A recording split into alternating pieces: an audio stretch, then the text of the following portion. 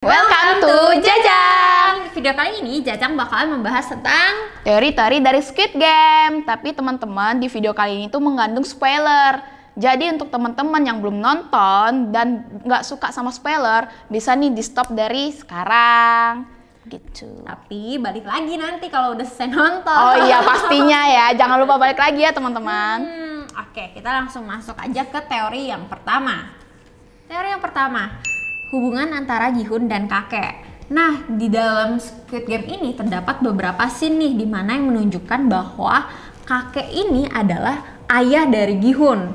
Scene pertama yaitu di mana kakek nanya nih ke Gi-hun kayak kamu waktu kecil pasti sering kan dipukul sama orang tua kamu, dan Gi-hun yang kayak kaget kayak loh kok tahu dari mana? Gitu, tahu dari mana gue dipukul bapak gue mulu gitu kan.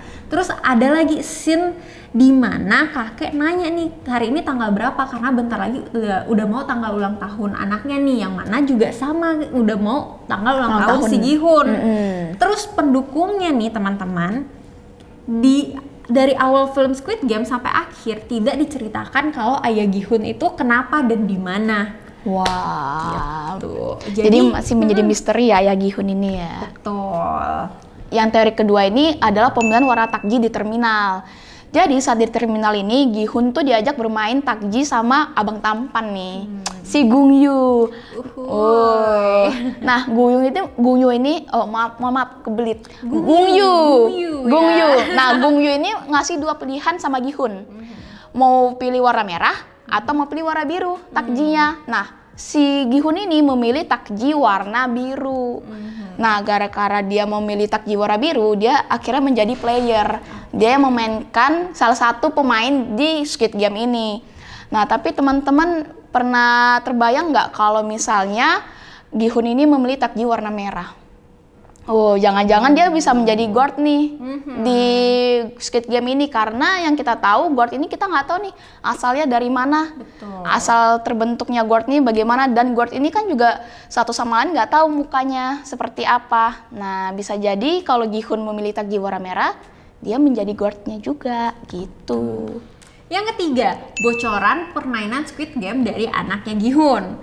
Nah, teman-teman ingat nggak sih di episode awal kalau anaknya Gi-hun itu sempat ulang tahun dan Gi-hun itu berusaha buat ngambil boneka dari mesin pencapit boneka tuh buat kasih hadiah buat anaknya Gi-hun. Nah, tapi out of nowhere tiba-tiba satu anak kecil ngebantuin Gi-hun buat ngambil hadiah nih dari mesin ini nih, tapi hadiah itu bukan boneka, yaitu hadiahnya itu box. Nah, kalau teman-teman ingat, box itu tuh sama banget bentuknya dengan peti kalau misalnya para pemain Squid Game ini tereliminasi ya. Gitu. Kemudian teman-teman ingat nggak isi dalam box itu apa?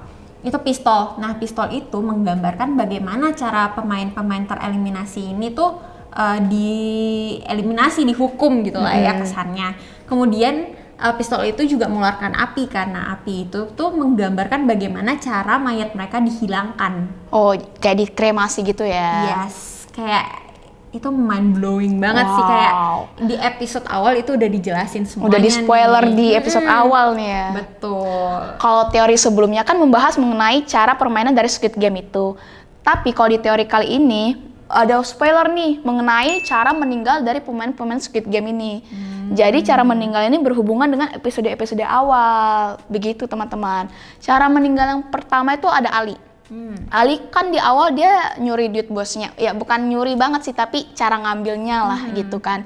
Karena dia ngambil duit bosnya dengan seperti itu, di ending kelereng, kan ada permainan kelereng nih. Nah kelereng dia tuh ada 9. Dan kelereng dia tuh diambil sama Sang-woo biar Sang-woo ini dapat 10 kelereng. Betul. Makanya Ali ini nggak berhasil untuk mengumpulkan 10 kelereng ini, jadi dia tuh ditembak sama guardnya. Tuh. Yang kedua ada Doksu. Doksu ini kan loncat dari jembatan karena kabur kan, dikejar sama kayak bos besar. Bos besar, gitu betul. Nah, di ending dia tuh meninggal karena loncat pas game kaca. Dia loncat juga pas game kaca, pas di ending. Betul. Terus yang ketiga ada Sebyok. Sebyok ini kan ngegores lehernya si broker. Nah, di ending dia tuh awalnya emang udah kena kaca. Pertama dia udah kena kaca tapi nggak ada yang tahu. Terus pas dia udah mau sekarat, dan Gi-hun manggil guard untuk menyelamatkan si Sebyok ini udah di sama si Sang-woo gitu. Jadi kan matinya sama nih, meninggalnya sama nih ya kan, cara meninggalnya. Terus yang terakhir ada Sang-woo. Sang-woo ini kan di awal-awal mau bunuh diri nih karena dia udah hopeless banget sih ya kan. Nah di ending dia juga bunuh diri biar si Gi-hun ini bisa menang di game itu. Gitu. Jadi dari awal cara mereka menceritakan kehidupan mereka sama ending mereka meninggal tuh ada kesamaannya. Seperti itu teman-teman. Teori yang kelima, kemungkinan adanya season 2 nih dari keberadaan detektif. Nah, kalau teman-teman ingat, waktu itu kan udah hampir akhir sih episodenya, di mana detektif itu udah kabur nih ke pulau kecil dan dia mencoba buat cari sinyal buat kontak kepalanya lah, polisi kepalanya gitu kan. Tapi ketangkep nih sama si frontman, yang mana frontman adalah kakaknya sendiri nih. Yang dia cari nih, dia kira udah meninggal udah hilang gitu ya kan. Tapi ternyata kakaknya adalah frontman-nya nih, kayak asisten dari pencipta game ini gitu. Sebuah plot twist ya. Betul. Nah, kenapa aku bilang bakalan ada season 2? Karena di scene tersebut ditunjukkan nih kalau si frontman ini tuh nembak si detektif ini nih, tapi nembaknya itu di bagian bahu. Jadi bukan di bagian vital ya. Berarti kan kalau misalnya dia mau membunuh detektif ini, dia harusnya nembaknya ke arah jantungnya dong, atau kalau nggak kepala, headshot gitu kan. Tapi dia cuma nembak di bagian bahu. Jadi kemungkinan, dan kita berharap sih sebenarnya ya, semoga ini, ya, kita berharap bakalan ada season 2-nya dan detektif ini bakalan jadi hero, bakalan ngeungkap nih kenapa asal mula dari Squid Game ini nih kebentuk gitu loh. Kalau ada season 2-nya bakalan seru sih. Betul-betul. Teori yang terakhir, Squid Game ini sebenarnya secara logika tidak melanggar HAM.